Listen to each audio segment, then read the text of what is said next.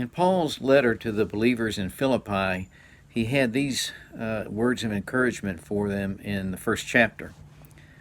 Paul writes, "And this is my prayer, that your love may abound more and more in knowledge and depth of insight, so that you may be able to discern what is best and may be pure and blameless until the day of Christ." So let's take a look at Paul's prayer that he was offering to the Lord on their behalf. What was he praying for? How was he praying that it might come about? And why was he praying for those things? Well, first, Paul was praying for that their love may abound. I'm sure that would be for each other and for the Lord as well. But how was that to come about in Paul's prayer? Paul said it may abound more and more in knowledge and depth of insight. And then he goes on to explain why.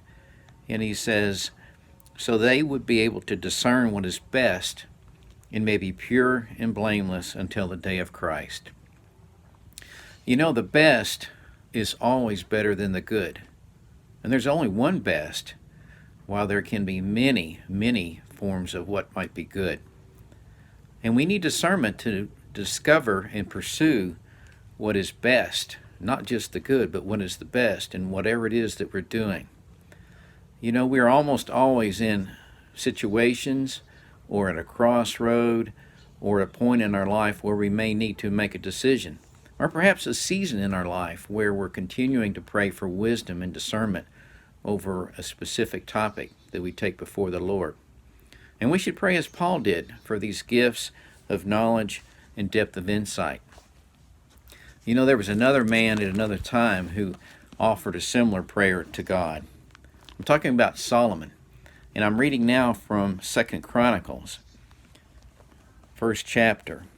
That night God appeared to Solomon and said to him, "Ask for whatever you want me to give you." In Solomon's reply, he said, "Give me wisdom and knowledge, that I may be able to lead this people. For who is able to govern this great people of yours?" God said to Solomon, "Since this is your heart's desire, and you have not asked for wealth, riches, or honor, nor for the death of your enemies, and since you have not asked for a long life, but for wisdom and knowledge, to govern my people over whom I have made you king, therefore wisdom and knowledge will be given to you." You know, God has given us minds to think and to reason and to process information. And with God-given gifts of knowledge and discernment, we can pursue what is the best for His kingdom, for ourselves, for our families, and ultimately for His glory.